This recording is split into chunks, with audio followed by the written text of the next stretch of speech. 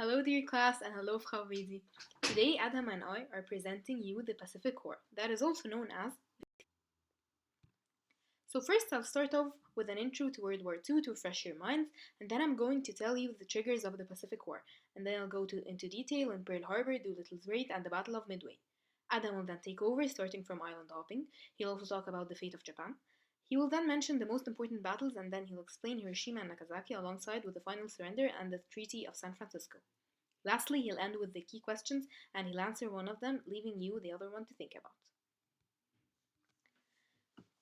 So, in World War II, we have the Allies, UK, France, and Russia, against the Axis powers, Germany, Italy, and Japan. It started in 1939, and since then, Churchill has been urging the US to join war, but the US was neutral. And they helped by sending tanks, oil, ammunition, and equipment. But then, in 1940 comes, and as you can see in the map, Germany is close to taking over the whole Europe, including France. So the US starts to worry that Japan would take the opportunity to expand. So they move their fleet to Pearl Harbor in Hawaii as a warning to Japan. They chose Hawaii because it has natural protection and is surrounded by shallow water, which means it can't be attacked by torpedoes. And if, in case you don't know what torpedoes are, they are underwater missiles. So what triggered the Pacific War? Honestly, it was mostly Japan. They had propaganda going on and saw themselves as a better race. They were convinced that they should be considered a world power too. So in the Paris Peace Conference, Japan asks allies for freer immigration to Western countries, but their request is denied. And then in 1924, the US bans immigration of the Japanese, so they feel pretty discriminated from the West. In addition, the economy of Japan drops drastically in the Great Depression, and having no natural resources, Japan needed coal, oil, and iron.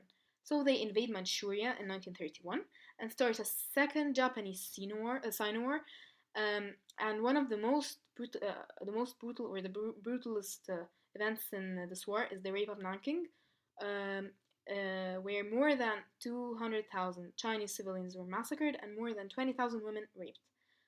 Then Japan invades Vietnam too. So USA has to step in and suspends all American exports to Japan in hope that Japan would reverse all their expansions. But instead, Japan planned to do a surprise attack on Pearl Harbor.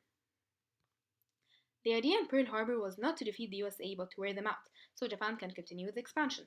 We have four key people here: Admiral Isoko Yamamoto, and he's the commander in chief of the Japanese Navy. And then we have Hideaki Tojo, the Prime Minister of Japan, and basically the one who gave the order to plan the attack. And then we have Franklin D. Roosevelt, the US President, and Admiral Husband E. Kimmel, the Commander in Chief of the American Navy. So, in the attack, Japan nailed the element of surprise. 30 ships carrying 408 airplanes and 16,000 soldiers enter without resistance, bombing US aircrafts and battleships. They also used a new type of torpedo that can be dropped in shallow water, eliminating any natural protection Hawaii had. In the end, Japan came out untouched, while the USA lost 328 aircrafts, 19 navy ships, and 2,403 soldiers. The main reasons of Japan's victory were that Husband Kimmel kept ignoring American intelligence that warned him about the attack several times. And as a result, the American Navy was not well prepared, and plus it was a Sunday and everyone was chilling. Also, Japan had spies like Takeo Yoshikawa, and with their help, Japan built a model of Pearl Harbor. So, as a consequence, Husband Kimmel is removed from command and Chester W. Nimitz replaces him. And within 24 hours, as you can see in the map, Japan invades Hong Kong, Thailand, Malaysia, and the Philippines. So, did Japan succeed in wearing out the US? Definitely not, and here's why. 3 US aircraft carriers weren't in Pearl Harbor during the attack, and in 3 months, half of the ships destroyed are returned to service. Eventually, all but 3 are fully repaired. But most importantly, Pearl Harbor had the opposite effect on the American morale.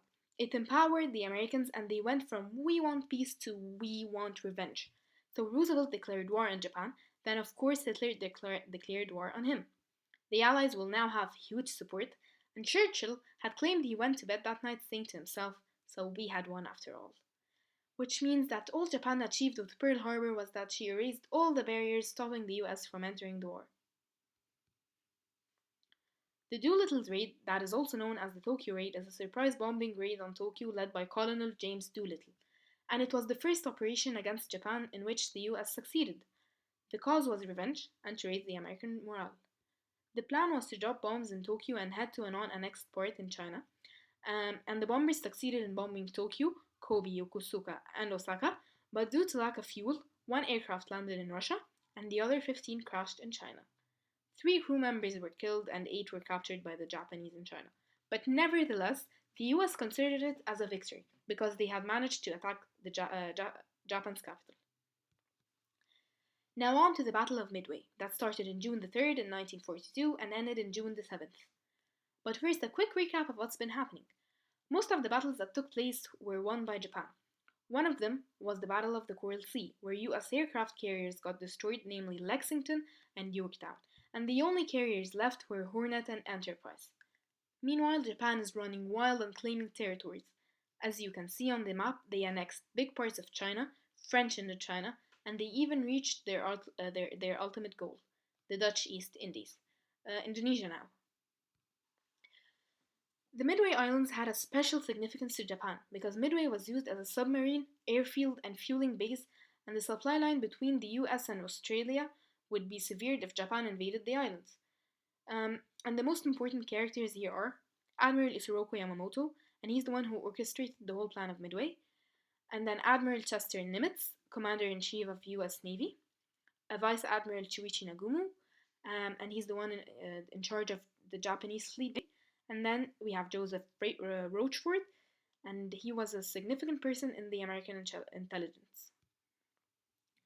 So again, we have another surprise attack where Japan invades Midway Islands and uses it as a lure, so USA would come to defend and enter a battle against Japan where she would be finished off.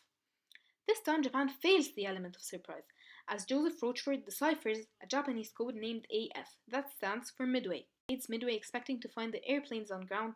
They are surprised by the planes attacking them. To defend themselves, the Japanese Navy launches zero planes that destroy the US planes. Afterwards, the US sends torpedo squadrons, but they weren't well coordinated, so Japan manages to destroy them all except for 4 planes. So this is by far the second failure for US until now in the battle. In a last attempt to win this battle, the US dive bombers start attacking the Japanese fleet, and this time they succeed with flying colors. The whole fleet is destroyed and 3,000 men are killed, both American and Japanese. In the end, the US wins the battle that will turn the course of the Pacific War. But the war is by far still not over, and the bloodiest battles are still to come. And now Adam will take over and guide you through the end.